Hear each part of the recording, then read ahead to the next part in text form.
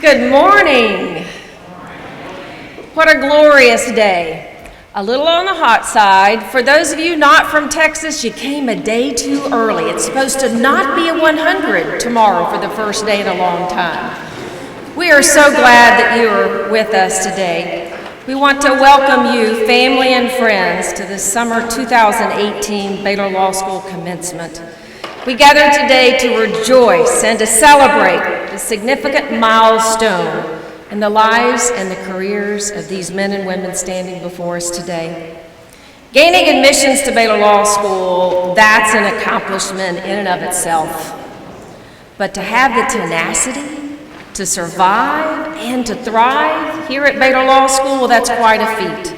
And we are here to recognize and to celebrate each and every one of you today.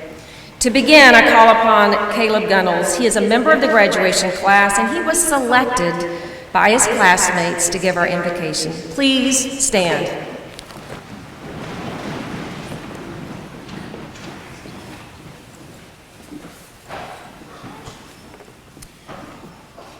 Let's pray. Dear Heavenly Father, we thank you for this day. We thank you for just everything that you've done for us, and just the family members and friends that are here to support us today, and just thank you for the family members and the friends who have supported us throughout our journey through law school. Father, what a blessing it is to have graduated from such a great university, to receive an education, and to have the opportunity that many people in the world don't have. Lord, I just pray that you would just bless each and every one of us, that us that are graduating, that you would shape us and mold us into the men and women that you would have us to be, Lord God, that we would accomplish the will that you've set out before us. And Lord, that when we don't have the wisdom, Lord God, to answer the tough questions, that you would provide it to us. Lord, and when we're going through adversity, that you would pick us up. And Lord, that when we just have nowhere to look, that we can continue to look to you and just to find that direction. Lord, I just pray that you would just give us grace and peace when things get tough for us, Lord God. And just please give us somebody to lean on and to embrace us, Lord God, when we need help. Lord, we just thank you and can't thank you enough for everything that you've already given to us and the many abilities and talents that you've given us, Lord God. I just pray that you would encourage each one of these graduates here and all of those here today, Lord God. Encourage them and remind them that you've created them for a specific purpose, Lord, and that no one can fulfill that purpose in the way that they can because you created them for it. Father, I pray that you would just pick us up again and just help us just to do everything that we can to glorify you and to be lights to those who don't know you. Help us to be lights to those around us, to our friends, our peers, and encouragement to those who need it. Lord, we just thank you for everything that you've given us. Thank you for sending your son Jesus down the cross to save us for our sins. It's in Jesus' precious and holy name we pray. Amen.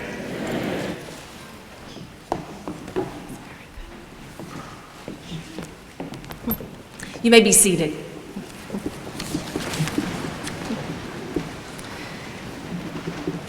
Graduates, on this glorious morning, I invite you to reflect upon your life's journey thus far. Think about all that you've experienced, all that you've endured, all that you have conquered to get to this defining moment.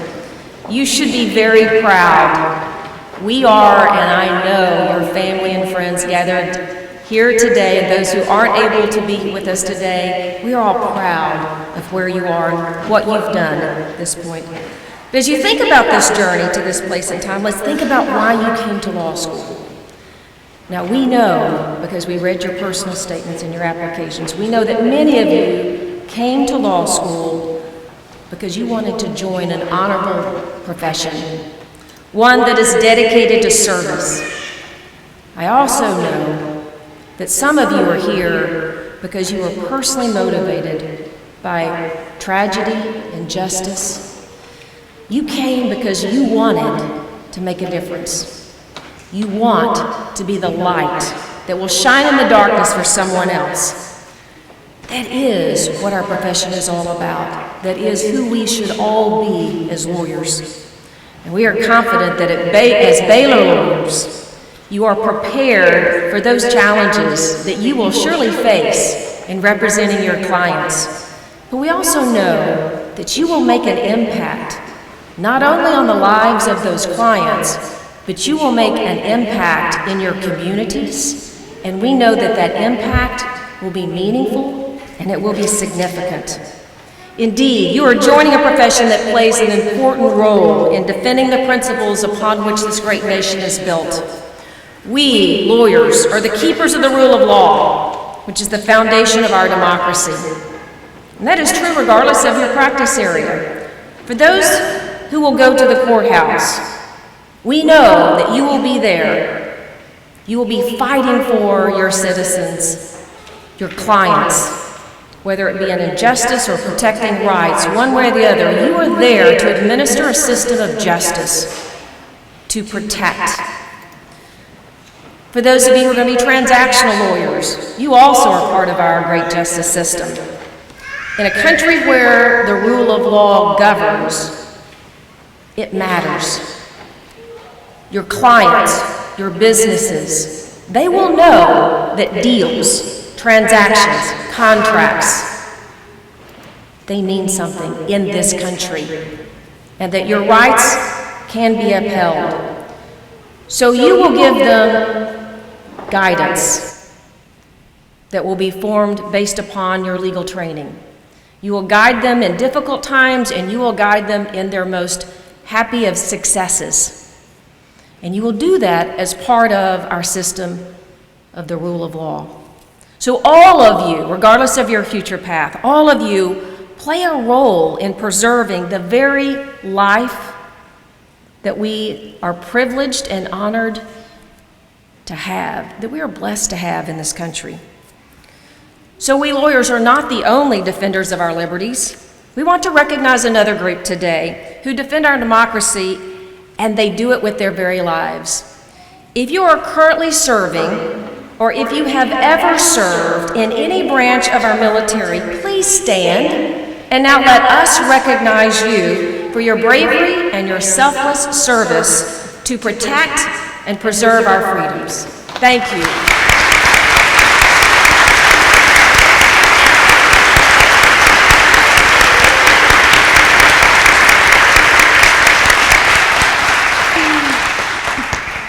And while we are recognizing groups, we know that you, the members of the graduation classes family, you have been with them on every day of this journey. And we want to show our appreciation to you for the support, both financial and emotional, that you've given to them each day of this journey. So without that love and support of family, we all know, those of us who've been through this, you couldn't get to this point. So I now ask our class to please stand, turn, find your family, and let us all show our appreciation for the role that they have played in getting you to this moment.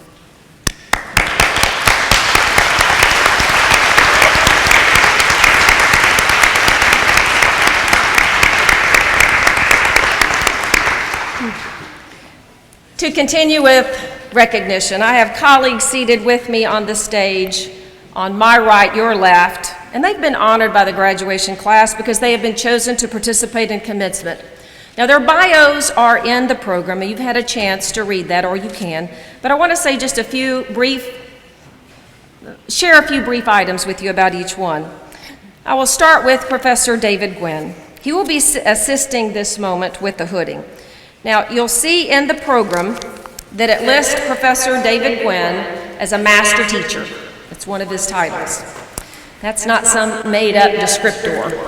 That is an honor that is bestowed on a small handful of true master teachers at Baylor University. It is in recognition of his sustained excellence, not just in teaching in the classroom, but the profound impact that he's had on his students. He is in his 52nd year of teaching Baylor Law students. When we go out to alumni events, everyone wants to see Professor Gwynn, because all of them, that's a common experience. They all had Professor Gwynn as their master teacher. Now, if you've read his bio, it will describe him as the Godfather. Now, Dean Tobin is very fond of introducing him as the Godfather, but I worry about that because he really doesn't go on to truly explain. I think he wants to leave you with the sense that Godfather means he is the head of this out of control, insanely ridiculous system of professors that are tormenting and torturing your students day in and day out,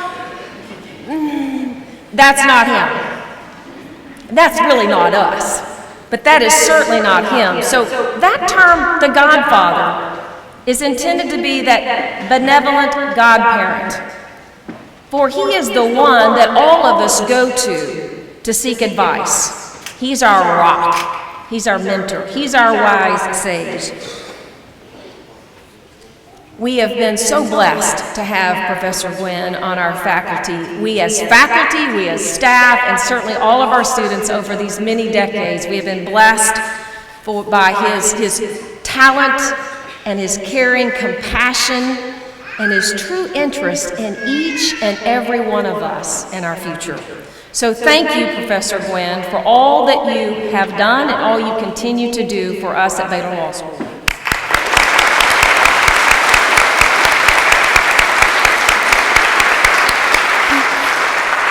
Seated to his right is Professor Greg White, who was also chosen by this graduation class to be part of the hooding ceremony. He is also recognized, revered, and respected by his students for the valiant amount of time and effort that he spends devoted to helping our students along their journey. His vast experience in the practice of law makes him an ideal mentor. He can be an encourager when he needs to be. He can be a trusted confidant. And he can also be a tough, get-up-and-go coach when we need it.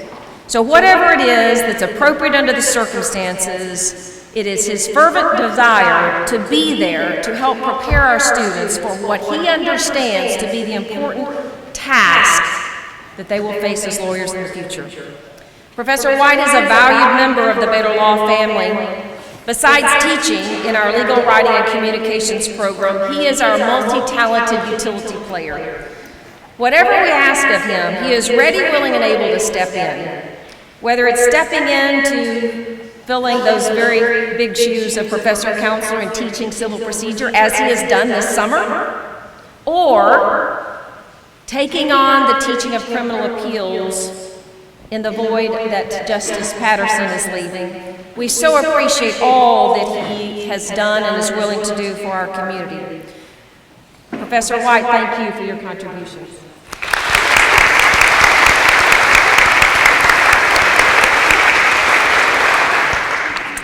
We are so privileged to have the professors and the faculty and the staff that we do. I'll introduce Justice Patterson, our keynote speaker, in just a minute. I'll turn now to Assistant Dean Angela Cruz-Turner. She will be assisting this morning with the presentation of the diplomas. Angela Dean Cruz-Turner is a Baylor lawyer, which means she has a number of years of experience in the practice of law before joining us. She now uses that experience to work tirelessly, and I mean long hours on a regular basis, to assist our students not just in finding jobs after graduation, but in all manner of activities and decisions that are to be made while they're in law school. She's with them every step of the way. She's a mentor, she's a friend, and I will tell you, she is an advocate for our students in every possible way. She encourages them, she encourages us to pursue excellence on behalf of you, so we so appreciate her creativity, her energy, and her boundless pursuit of ways to improve our entire operation, and she does that because she cares so deeply for each and every one of you, and she, like the rest of us, is committed to the mission of Baylor Law School. So Angela, thank you for all you do.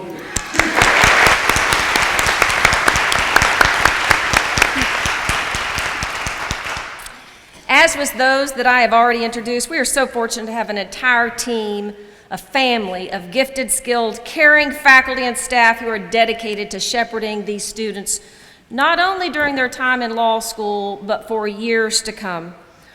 We all take very seriously our responsibility to prepare our students for their future duties, whether it be in the difficult days of practice court or in the bright days looking to that job that is going to be awaiting each and every one of you. We are here to help you. And I cannot imagine a more dedicated and talented group to spend my days with. And as we are out in legal education, we, especially Dean Tobin and I, we understand just how blessed we are to have the faculty that we do. We see the dedication, we see the difference in our faculty and other faculty. So again, I just cannot say enough about the talent and the dedication of our faculty and our staff. So I ask each member of the faculty and staff, whether on the stage or in the audience, please stand and let us show our appreciation to you for all that you do for these students, for past students, and the future students to come. Please stand.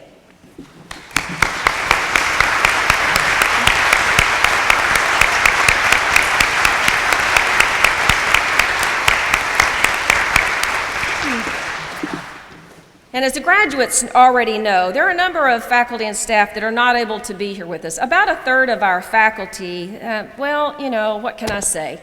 They're in Scotland. They're not in 100-degree temperature. In fact, when I talk to them, I really don't want to talk to them right now because they're over there in Scotland at St. Andrews. But they're not out on the golf course playing golf. They're really working hard. With our quarter system, as jam-packed as it is, there is so little time for us to do much outside of class. But we have a very important program for Baylor Law School, and it's in St. Andrews in Scotland. It is the Academy of the Advocate, and it is a nationally recognized program. And it involves not only some of our students, but students from law schools across the nation. And our faculty are there, along with some of our alums and some invited guests, to spend 2 weeks with them. But that does mean that every year, inevitably, there is this conflict. And our graduates know that. And our graduates were able to have a special dinner with that group. I was not able to be there, but I am positive that they spent that time to tell you how proud they are of you, how much they appreciate all that you've done while you've been here, and that they truly hate that they are not able to be in 2 places at one time during this period. But know that they are with us this morning in spirit. It's our custom to ask our highest-ranking student in the graduation class to address her classmates. So I call upon Joanna Raines to please deliver her remarks.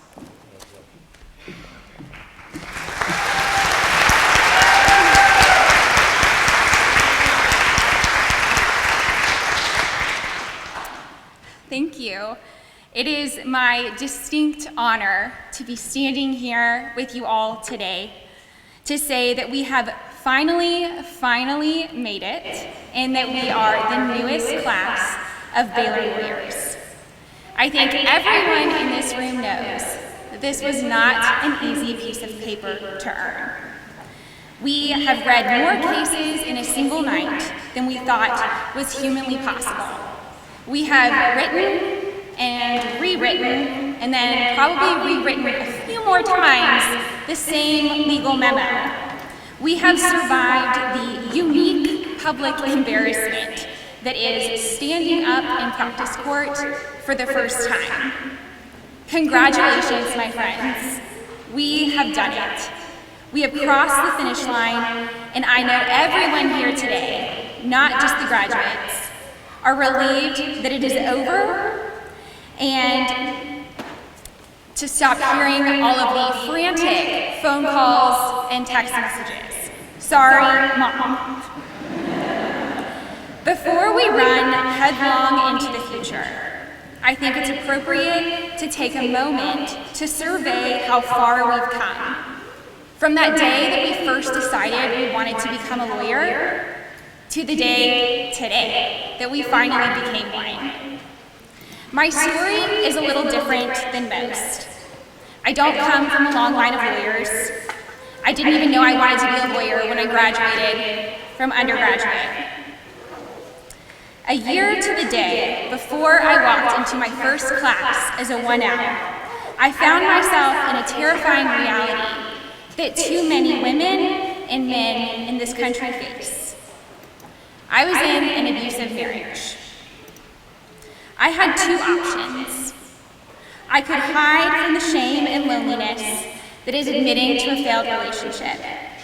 I could listen to those who told me that it was my fault or that I was expected to keep quiet about what happened behind closed doors. Or I could do the hard thing.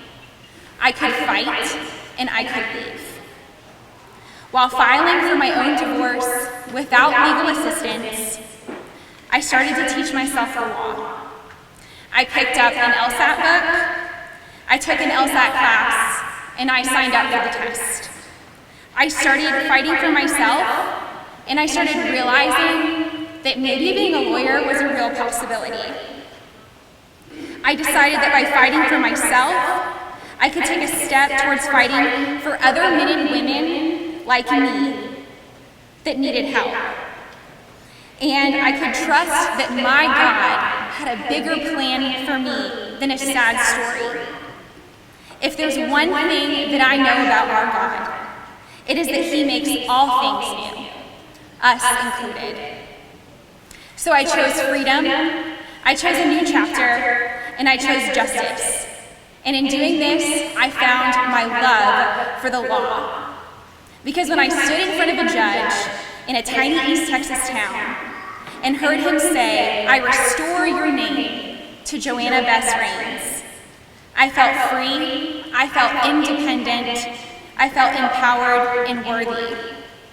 And that is the power of the law.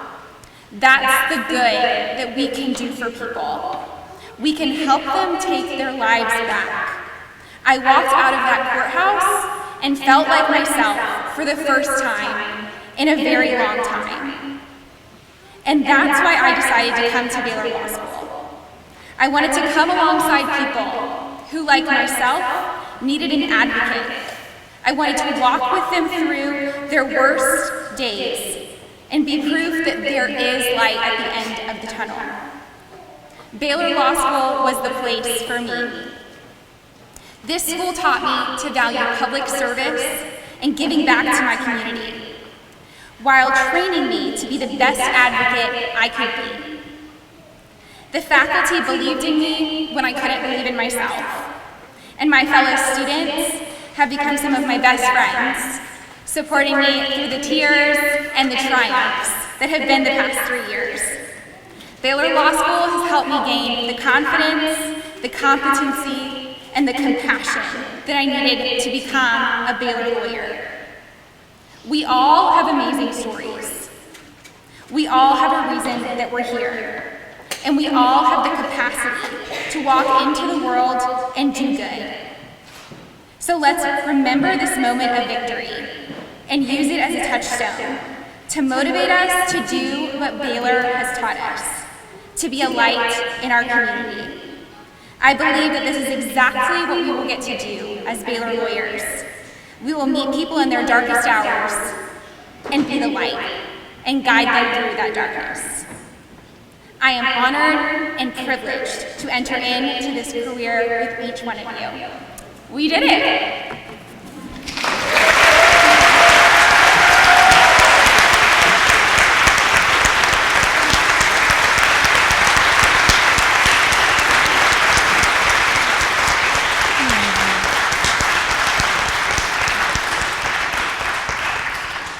She is a light.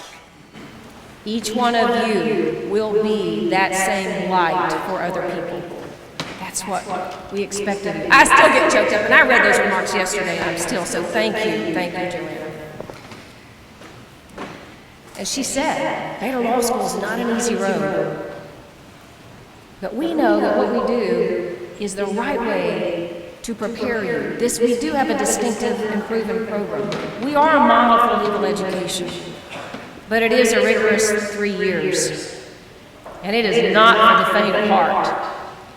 But I have to tell you, they know that when they come. We don't hide that now. We tell them that if you just want a Juris Doctor degree to hang on the wall, Baylor Law School is not the place for you.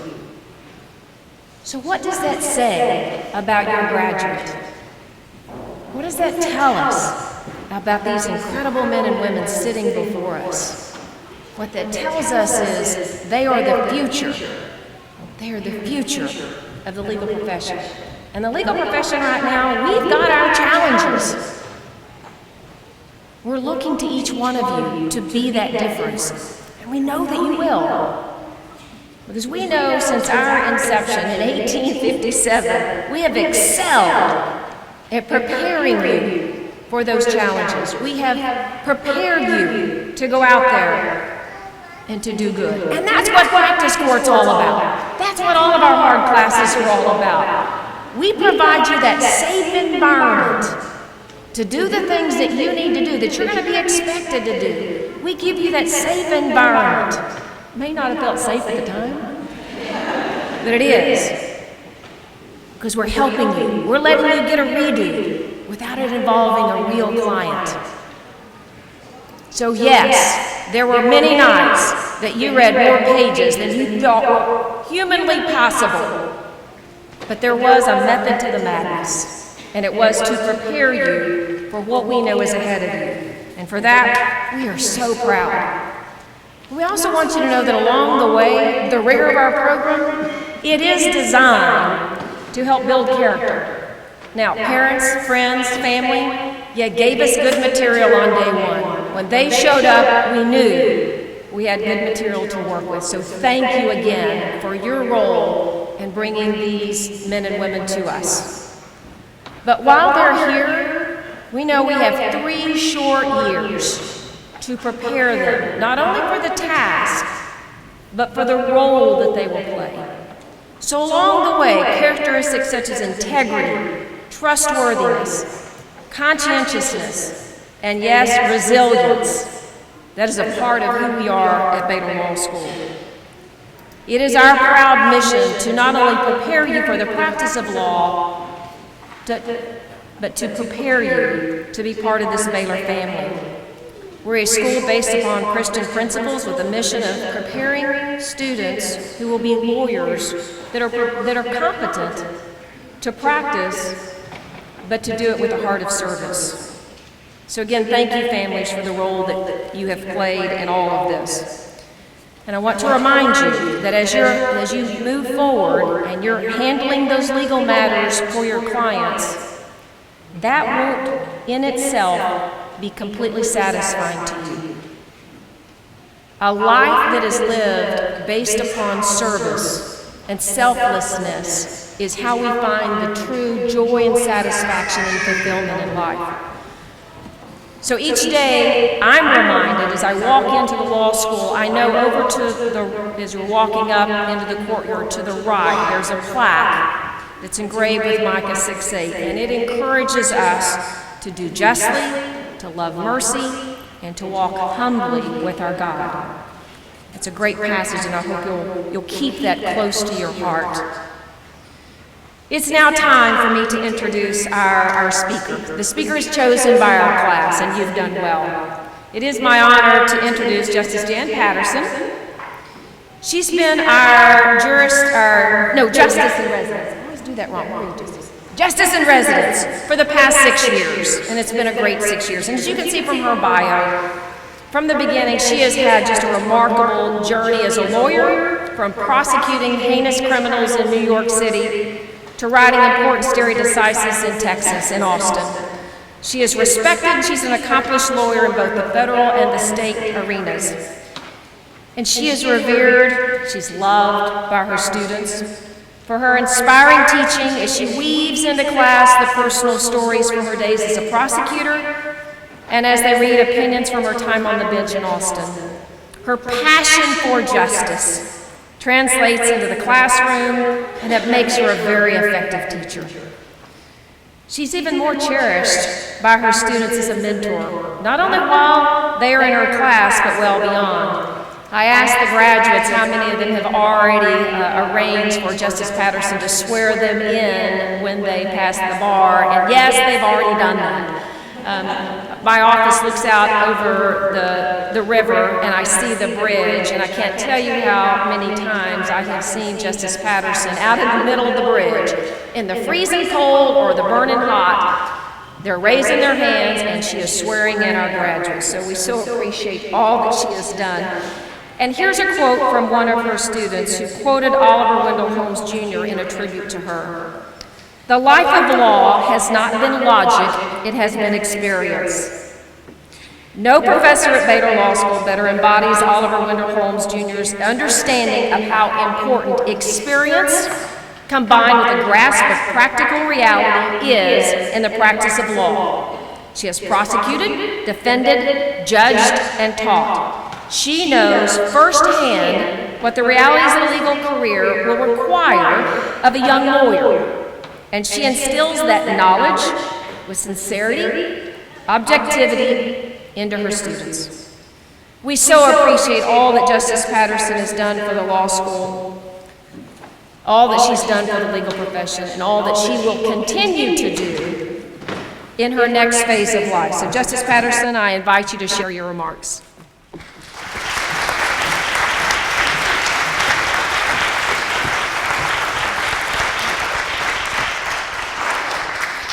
Thank you so much, Dean, for those kind remarks. President Livingstone, Dean Teague, distinguished faculty, family, beloved family, friends, including some recent grads, and most of all, our honored graduates here today. Welcome to this ceremony, and congratulations to you. What an honor for me to be here. I am honored to be among such accomplished lawyers. And yes, in a few moments, you may deem yourself and call yourself those magic words. I have graduated from law school. Now let's face it, this is not just any graduation. This is not a usual week in anybody's life, much less law school. Over the last 10 days, most of you have finished your classes and then finals. Many of you took the extraordinarily challenging bar exam, and now you're getting ready to walk the stage. What a week. You have worked so hard to get to this moment, and I hope that you will take the day to let the full weight of your accomplishments settle in, and that you truly savor this moment, and that you revel in this day. And to the parents of the graduates, including those who could not be present, and those whose presence is with us, you have to feel an enormous sense of pride and joy in what these students have achieved. And to the children present who endured law school with their parents, your mother is a lawyer, your father is a lawyer. So this is an accomplished class already. I am humbled by how you have demonstrated your unselfish dedication to the cause of justice even before you have graduated. Many of you have already volunteered at the Veterans Clinic, giving free legal advice to those who would not have received it. You represented juveniles in detention hearings and otherwise represented those who would not have been represented. You have shared your skills and knowledge of history in participating in the Titanic trial for the benefit of the public in connection with the Mayborn Museum Titanic exhibit. This dedication to the cause of justice is good public service, but it is also essential for the public to have respect for our system of justice and to have trust in the system. Thank you for what you have already done. Now, I've been excited at the prospect of speaking here today, but as the date grew closer, I must admit I was a little anxious.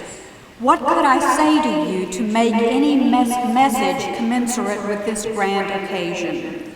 I thought how ironic it might be if the independent counsel concluded his investigation this week, since the very first indictment in the investigation was handed down on the first day of white-collar crime class some months ago. So what can I say to you that will make this occasion a memorable one? I like to think that I have a good memory, but I confess to you that among the things I am unable to remember about my own graduation, and I do have proof that I was there. I have a photograph of my family, but I cannot remember the name, gender, age, race, voice, location, or anything about the message. But you have the opportunity to do it right and to savor this moment and this day with your family. And when you pass the bar, that will be another opportunity for you to savor the moment and to rejoice in your accomplishments. And it has been, as the Dean noted, my honor and pleasure through my years here to share those moments. I have sworn into the bar over 300 Baylor lawyers, most in individual ceremonies or small groups of friends. And among those, I have also conducted the marriage ceremonies of 8 of those. So this occasion has given me an opportunity to think back on my decades of being a lawyer and a judge, and serving as a federal prosecutor, a special prosecutor, a lawyer, and a law professor. For me, being a prosecutor, judge, and lawyer was not just a job. It was a part of who I was and who I still am. And that's because I believe so strongly in the privilege of public service and also the opportunity and responsibility of being a lawyer. To move this world in some small way along the arc that bends towards justice. And as I thought back over these years, I came to realize that I envy you.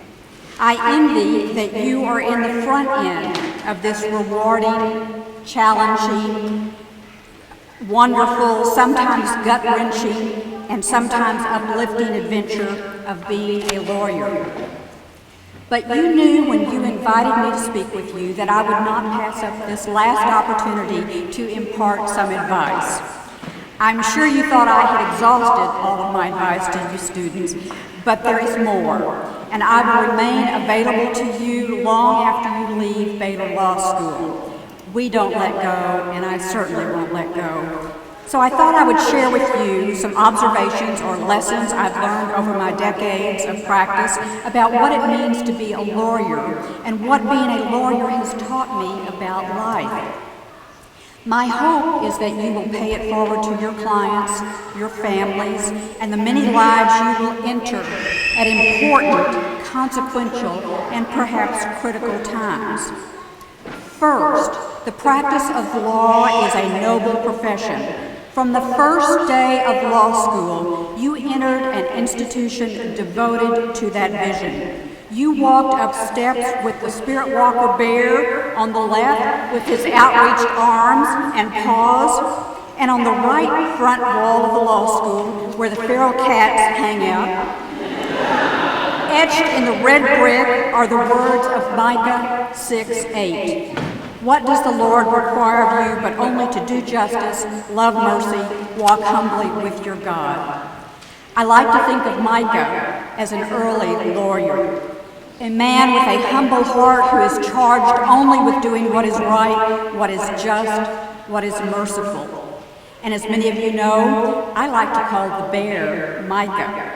I think it no coincidence that the bear reaches for us as we read the words of Micah and then enter the law school, usually under the watchful gaze of the feral cats and the combat-ready mockingbirds. I consider myself lucky to have worked among lawyers who felt it was their job to do justice. Law is important. Law is fragile. Clarifying the law, invoking it on behalf of clients at times of great stress, helping it to develop in directions of greater fairness and efficiency in a rapidly changing world is a great challenge and worth the undertaking and commitment of effort. It is said of lawyers that we build no bridges, we raise no towers, we construct no engines, most of us paint no portraits. There is little to all that we do which the eye of man can see. But we smooth out difficulties, we relieve stress, we correct mistakes, We help others deal with fear. We inspire trust. We take up others' burdens. And by our efforts, we make possible the peaceful life of humankind in a peaceful state. Lawyers give dignity to our worldly efforts. We honor our clients. We honor the law. I am reminded of Mr. Rogers and his advice to children and to all of us. Look for the helpers. Lawyers are those helpers. And we must never forget that the practice of law is truly a noble profession. Second, your early years of practice are particularly important as you pursue your career. So no, you may not take it easy. These years are formative. Surround yourself with people you respect in the workplace and in your professional life. Now, it occasionally happens that you end up in a place that is different than you expect it to be. You may find that you have stopped caring. Don't blame yourself. Be open to the possibility that you are just in the wrong place, and perhaps you need to take steps to remedy your situation. I have recently communicated extensively with 2 lawyers who accepted jobs that turned out to be very different than the lawyers' expectations. After giving it their best efforts, both lawyers moved and ended up at places that were more consistent with their goals and their character. Remember that there are many ways to practice law. So do not assume that you have failed if the first effort does not meet your expectations. Find a place where you can care. Search for your purpose. But a search for a purpose is really a search for a place and colleagues. It is a search for a location in the world where you want to be part of making things better for others in your own way. It could be in a classroom where you teach, a law firm where you work, a neighborhood or city where you live, or a prosecutor's office. I found great satisfaction in the prosecutor's office, in my law firms, in my court, in carving out my place, in making my contributions. Now, things in offices, particularly prosecutors' offices, don't always work. The people you encounter aren't always pleasant or happy. We deal with serious consequential issues, but everyone has to matter. Everyone has inherent value. Everyone deserves respect and our effort to understand them and our help to achieve a resolution of their problems. Nobody here knows where the place for you will be. But graduates, what we do know is that there is a place for you. In fact, there are likely to be many of them, and you may create some of those places yourself. And the world is going to benefit from that. Next, forgive yourself. And this was a theme that I saw in some writings of some students present. We are all better than our worst moment. Does that bring practice court or criminal practice to mind? But likewise, we are also not as good as we think we are either. As bright, talented, and motivated as you all are, you need to give yourself the space and permission to develop into a better and perhaps a great lawyer. You weren't born one. There is more to learn and the more to develop the dimensions of your lawyerly self. Always begin where you are. One of my law clerks clerked for the Chief Justice of our Texas Supreme Court after he clerked for me. He was so cocky when he was ready to enter the practice, he thought he knew everything. He was amazed at how much he had to learn, even with extensive years of observing lawyers and practice in the courts. So that's going to happen to you too. As you learned in law school, you're going to make mistakes. You're going to have mediocre moments, and maybe even a blunder. As I hope you learned in law school, give yourself space for that. Learn from it, and don't let it limit you. You will get better. You are not defined by that bad moment. You are better than your worst moment. Everyone should have the opportunity to rise above his or her worst moment. So I have talked with many of you about my days as a federal prosecutor and a Wall Street lawyer, and all without the benefit of a Baylor Law School education. But we were young prosecutors and lawyers in New York City, often working long hours. Invariably, another prosecutor would walk through the office on a Friday afternoon, hawking a case. "I have 2 trials on Monday morning. Can anyone take one of them?" they would ask. I was always hesitant. I figured that either the case was not well prepared, was particularly difficult, or there was some problem that led the prosecutor to want to unload it, or maybe it was before that certain judge. In any event, how could I prepare the case over the weekend? But I soon learned that the wise prosecutor stepped up to the plate and said yes, and eagerly agreed to assume the responsibility and handle the case. They were the ones who learned best how to try cases, dealt with their fears and the uncertainty, and took on the host of challenging cases that then came their way. I learned to step up to the plate, to say, "I'll do it." That was a valuable lesson for me. You must be willing to say yes, even though it is often easier to say no. It is timely in this season of baseball to employ the old adage that you can't hit the ball if you don't swing the bat. But Babe Ruth said it better: never let the fear of striking out get in your way. And among your many yeses, already was your yes to Baylor Law School that led you to this very special day. Yes has already yielded benefits for you. So keep your eyes out for the right time and the right place to say yes. While law school has hopefully trained you to discover new worlds with this great degree, more than anything, it has taught you to view this world with new eyes. Eyes that bring wisdom, judgment, and experience to help those at critical moments. And with that wisdom, judgment, and experience, I urge you to be bold, to take risks. Do not always take the safest course. In the words of Sam Houston, do right and risk the consequences. Upon saying yes, you must be the person who does the job, whether you are an intern, an associate, a public defender, an assistant district attorney, or a judge. Step up to the plate and do the job. And as you do your job, you will become known as the one who does the job well. Whether it be difficult, or tedious, or dull, or no one is looking, you become known as the person who can be counted upon to do the job at hand.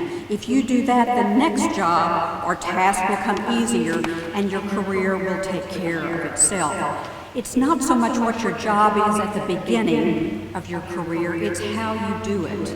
Don't wait for the perfect moment, the perfect job, the perfect case. Always begin where you are. Do what you can with what you have where you are. Next, you never know when that moment will come, when that situation will arise in which you have to decide who you are and what you stand for.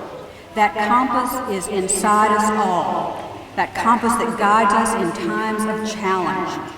I was fortunate to have learned from inspiring people in my life who not only were role models, but who challenged my thinking on issues and who molded my core. We are fortunate at Baylor Law School to have had those challenges, and this is the moment when we recognize that there have been those who crafted moments to challenge us and to bring out the best in us, if not at that moment, at a moment in the future when we face a challenge. The time for introspection is all along the way to develop a sense of who you are and what you stand for, because you never know when you will be called upon to answer that question. The defining moments in our careers and lives don't always come with advance warning. They can arise in scenarios we would never have anticipated and often don't come with the luxury of time to think about it. You want to be prepared for that challenge. And that is when you must be bold, take risks, forego the safest course. Over my career, I have encountered those who took the safe course. This approach can manifest itself in a variety of ways. The prosecutor who is fearful of losing a case, so they don't bring the tough but hard to prove case, even though the individual is clearly guilty and should not get away with a serious crime. The private practice lawyer whose advice is least likely to come back to blow up on the lawyer rather than what's truly best for the client. The person who reads which way a room is going before he or she speaks up and gives an opinion. The person who never tells a person in authority something they don't want to hear. So that lawyer can always, of course, advance his career, make partner, and advance the corporate ladder. But do you want to be that person? Is that how you want to advance your career or successfully live your life? You are now a lawyer. That has real meaning. You are not simply a reflection of someone else's talents or opinions. You are the person to whom a leader turns when he or she wants to hear the truth. I used to divide federal agents and prosecutors and lawyers into two groups. Those who I could always count on to tell the truth and on whose word I could always count. And then there were others. So the last point I want to raise with you is a question. What are you going to do with that diploma you are about to receive? When I ask this question, I'm not so much asking you what job you have accepted or are seeking. I'm asking you who you are going to be. Regardless of whether you are in private practice, writing wills, or the corporate world, or whether you become a natural resources lawyer, or an immigration lawyer, or a public defender, a prosecutor, or a public interest advocate, there are no limits. There are an infinite number of ways to practice law. It is a profession that knows no bounds. By virtue of this degree, you may, among so many things, prosecute the mob or prosecute terrorists, become a judge and conduct a citizenship ceremony on July 4th, issuing an oath of citizenship for new Americans, give legal advice to John Lennon or Diana Ross, defend those wrongly accused, advise lawyers, judges, and federal agents on legal ethics, teach at the FBI Academy at Quantico, Virginia, or teach law students like you, which I never would have thought would have been my favorite use of my law degree, but it is. The opportunities are infinite. You are now a lawyer. And that means that not only do you have a unique opportunity and ability that non-lawyers do not have, but also the responsibilities that go along with the degree. To foster justice, as the dean said, in the world. It's not the honors and awards and the fancy outsides of life which ultimately nourish our souls. It's knowing that we are to be trusted, that we never have to fear the truth, that the bedrock of our very being is good stuff. As you live the rest of your professional life, it will not do to assume that someone else will bear the major burdens, that someone else will demonstrate the key convictions, that someone else will run for office, that someone else will represent the poor, that someone else will protect civil rights, enforce the law, preserve our culture, transmit values, maintain civilization, and defend freedom. The good news is that you are entering the profession at a great time. There will be no shortage of legal issues for you to address. But at this important moment in our country's trajectory, you must never forget that what you do not value about our system of justice will not be valued, that what you do not remember will not be remembered, that what you do not change will not be changed, that what you do not do will not be done. It matters what we do as lawyers each day. Now finally, at this time, let your hearts fill with gratitude. Aristotle tells us that the roots of education are bitter, but the fruits are sweet. I often notice that on this day, that what was once a bitter memory, that silence when your name is first called upon in class, that mistake or grade that really wasn't your fault, or the critique of a class exercise, becomes a sweet fruit. Nostalgia begins to set in, right? And as you thank in your programs those who helped you arrive at this moment, it reminds us that what is essential about us.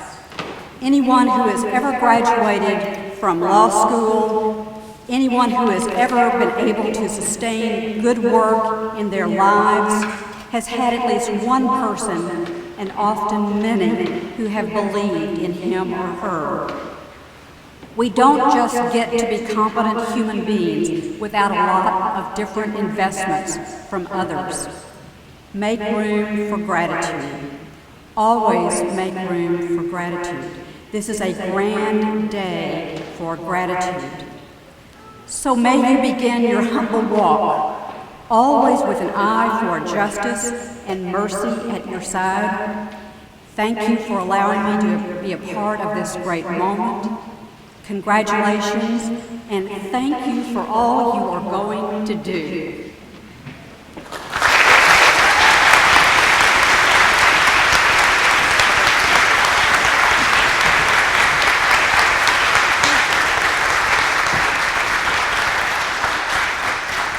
We have a small token of our appreciation to Justice Patterson for the 6 years that she has devoted to us and our students, and I wanted to take this opportunity to publicly say we appreciate so much the dedication she has shown to us for the past 6 years. Thank you.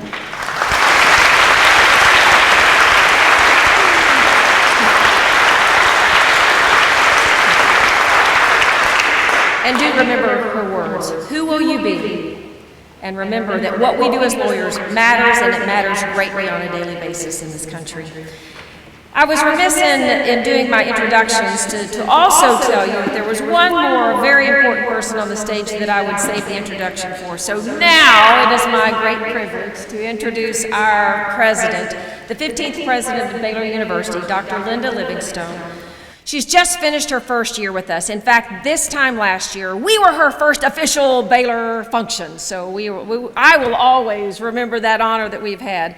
And I have to tell you, she's just doing a fabulous job. It is 100%, whether you talk to faculty, staff, students, alumni, community, everybody agrees she is the right person to be leading Baylor at this point in time. She challenges us. She has an audacious, bold vision for us, and she is challenging us to aspire to be greater so that we, Baylor University, that we are the luminary in this world that needs light brought to us. At the law school, we have a proud tradition of a great working relationship with the university, and in fact, I'll just say this publicly, most of the Baylor presidents have had a child that's gone to Baylor Law School. The Livingstones have one child, and we've already had conversations with Shelby. Now, we love her, and we wish the best for her, and if law is in her future, we are certainly hoping that she will end up at Baylor Law School, but no pressure, no pressure. With that, I invite Dr. Livingstone to deliver her address to the class.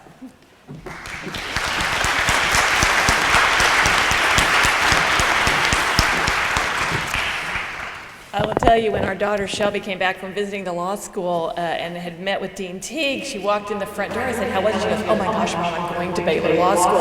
I don't even know if she really wants to go to law school, but Dean Teague, as you all well know, is so persuasive that was what she decided that day. I don't know. We'll see if she actually ends up there. She has a little bit more school this fall to go to. But it's a pleasure to be with you. And Joanna, where'd Joanna go?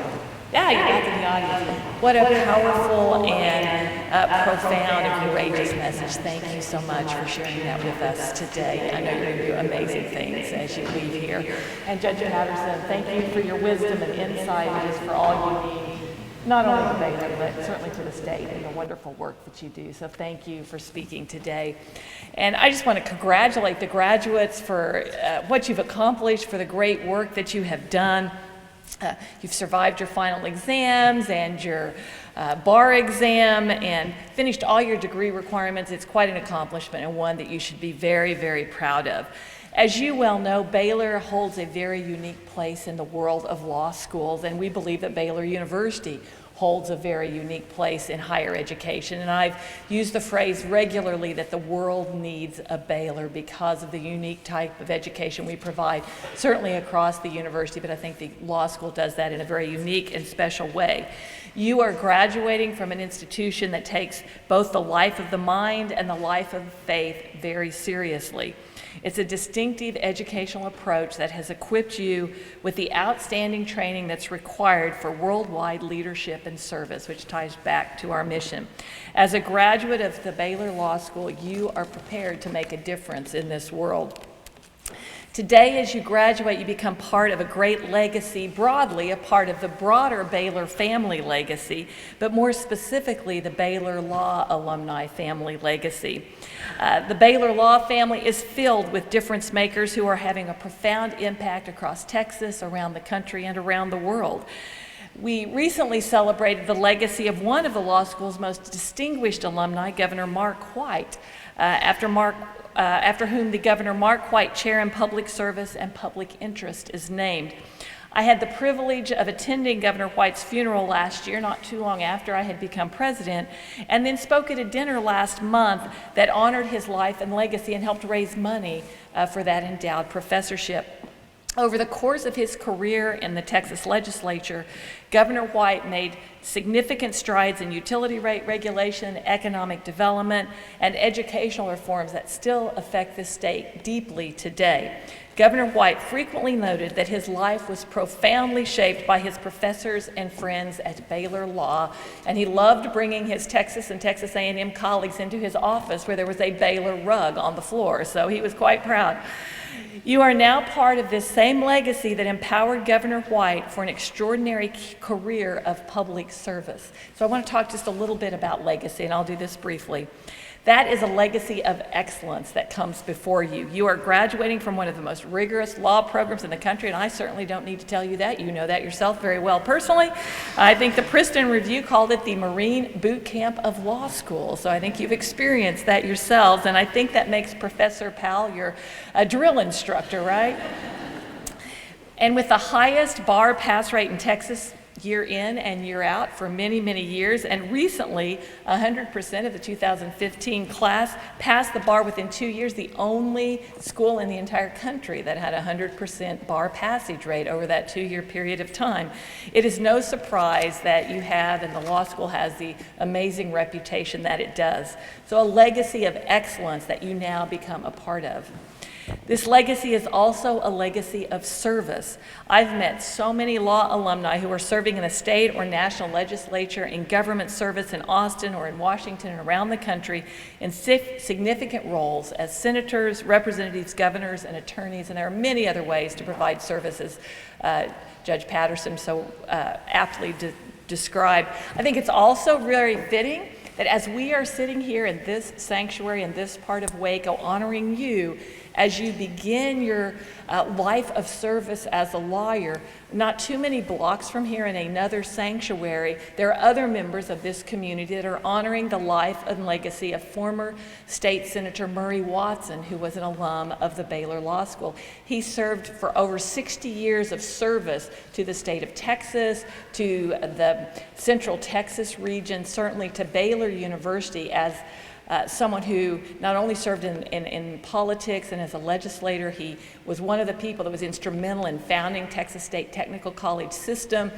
and served for many years providing service to this community. And so they are honoring his legacy. He passed away a few days ago, not too far from here at this very moment. And I think it's a fitting representation of the wonderful years and years of legacy that so many from this school have provided.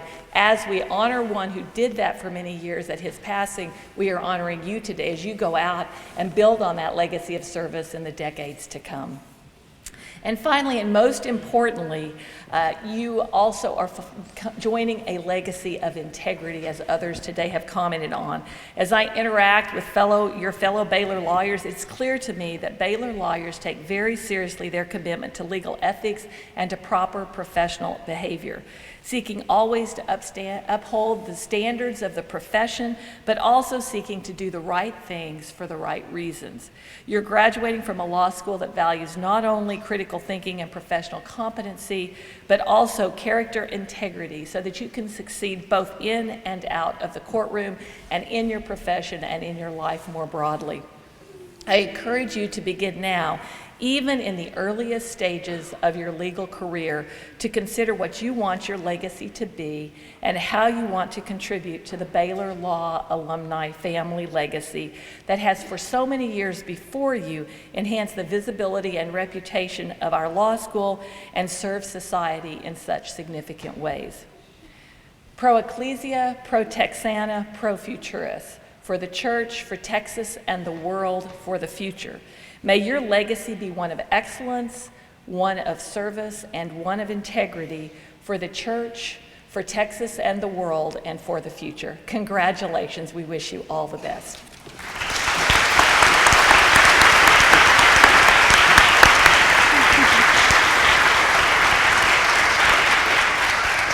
Thank you, Dr. Livingstone.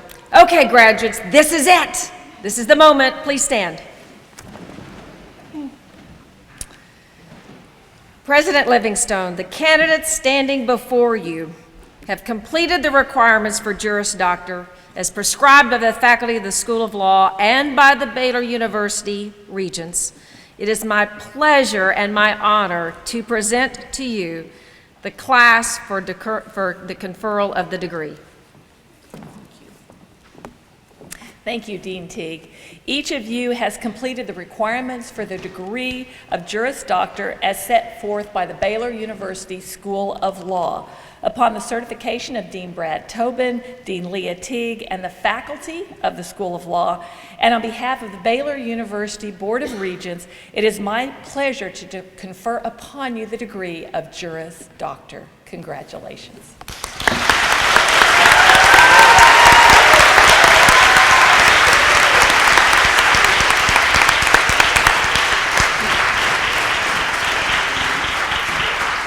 Okay, as our graduates are moving into place, I have instructions for all of you.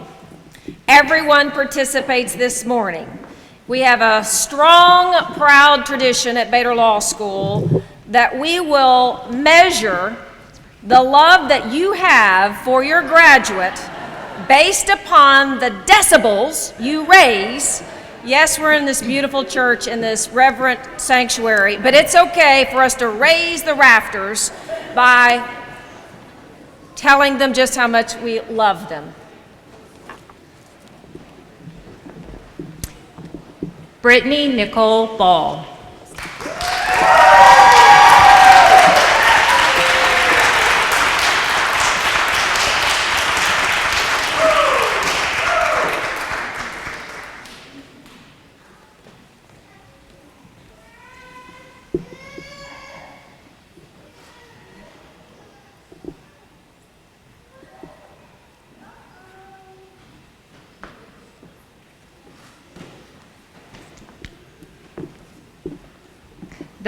The next graduate has participated in the Baylor University Joint Degree Program and will also be receiving the Master of Business Administrative degree, David Robert Eskew.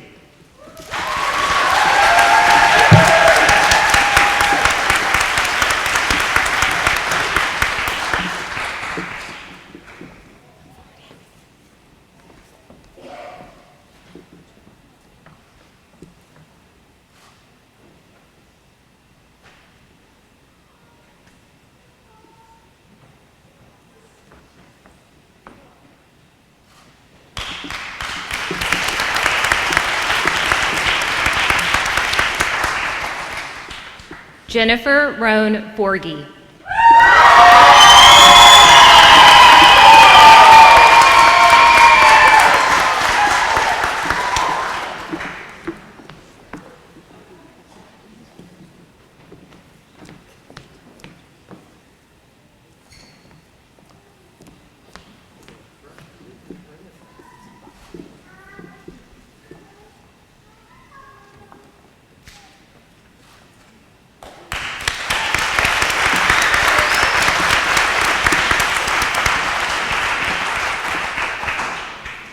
Katie Luann Gomez.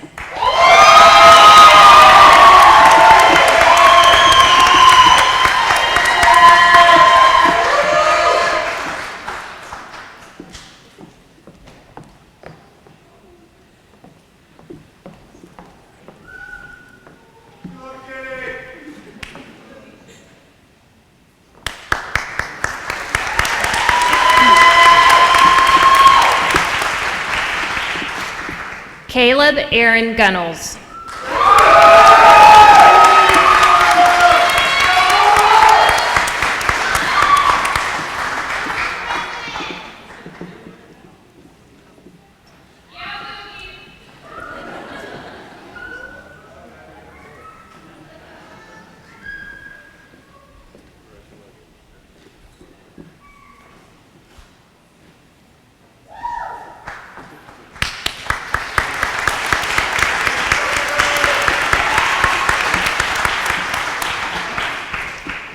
Jordan Joseph Hernandez.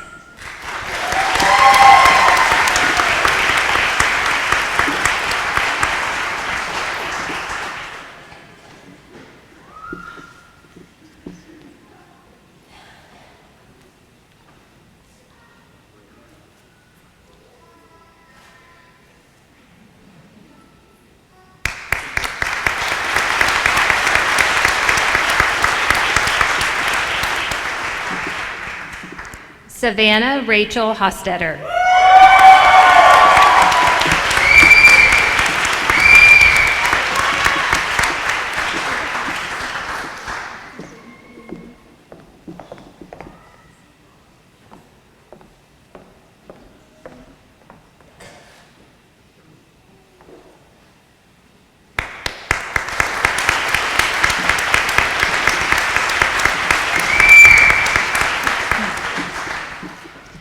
Sorsha Lennon Huff.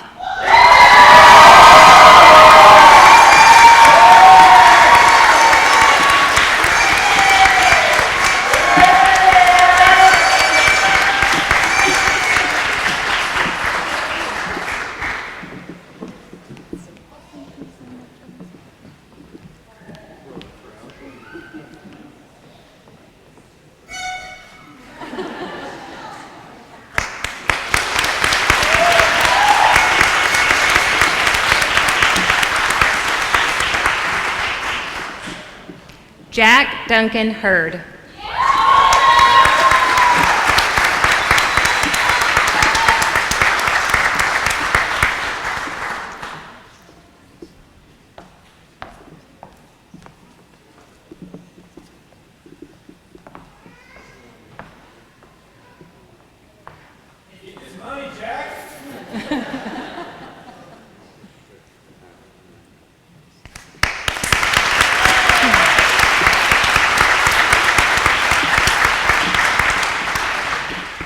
Lamisa Imam.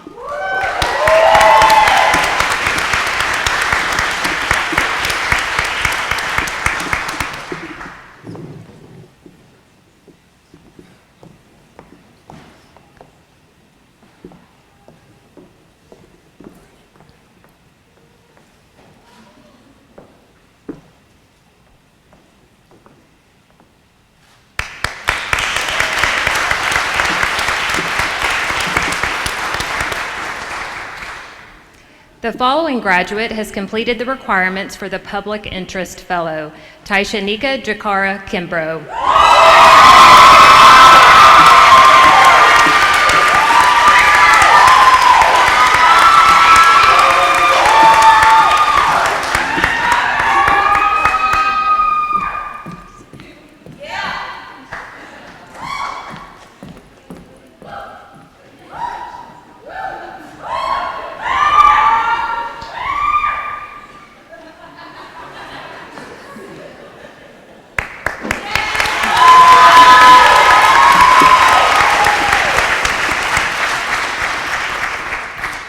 Philip Julian Kelsch.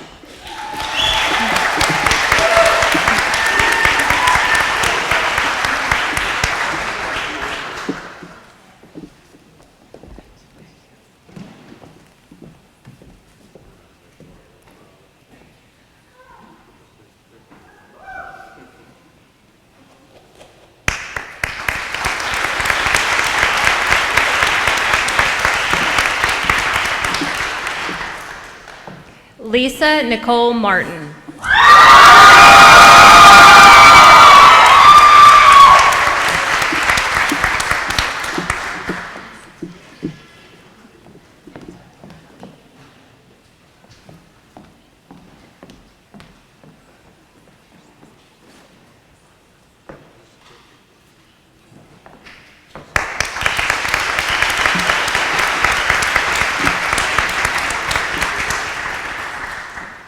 Anne Marie Caitlin McComb.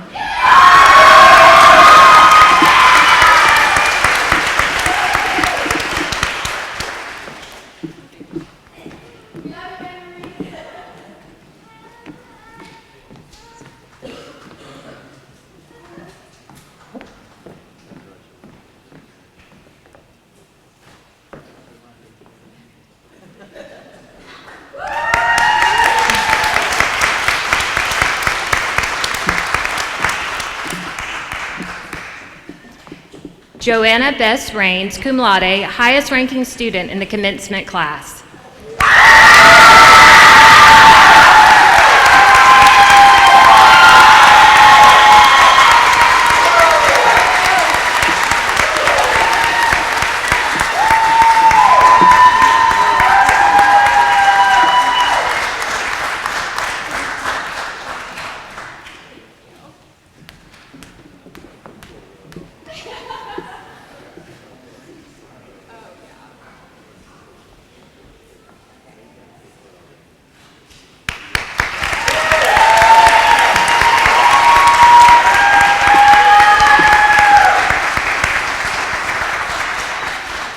Amy Beth DeLong Thomas.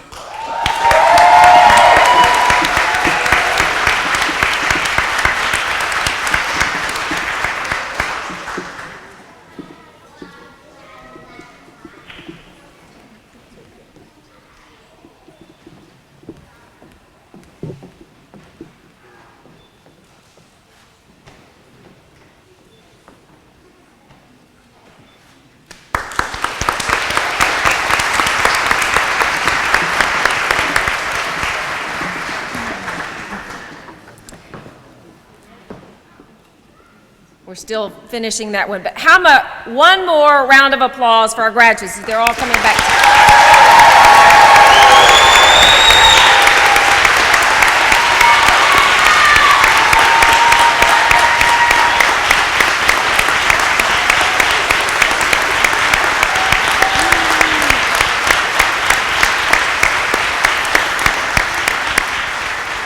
Graduates, now it's official. You are Baylor lawyers.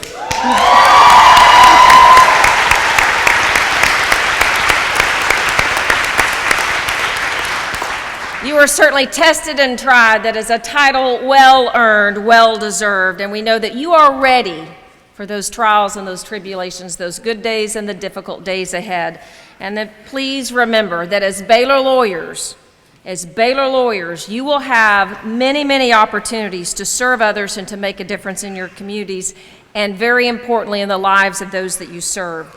So welcome to this noble profession. You're now part of it. You are charged with helping us maintain the integrity of this profession, knowing the important role that we all play in society. As we conclude this morning, I want to thank my colleagues who are responsible for helping put this together. Jerry Cunningham, our registrar right over there. What would we do without her?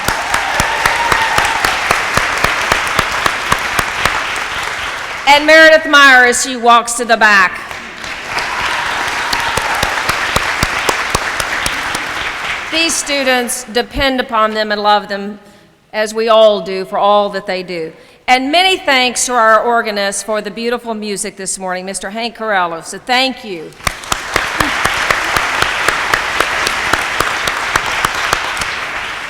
And again, family, friends, thank you for being here. Thank you for being a part of this very special day for our graduates. Now, we are going to, as we adjourn and recess, we're going to go up this center aisle, but if you can stand as we leave, but please don't leave, because we're going to go out and then we're going to come right back, because we want the class photo to be taken right here on these beautiful steps. So with that, I'm going to adjourn us, and then to remind you, as soon as we finish the photos, we are inviting all of you to come to our beautiful facility. We've got a beautiful reception ready to go and waiting for your graduates to be able to show you around their Baylor home. Thank you for being with us this morning.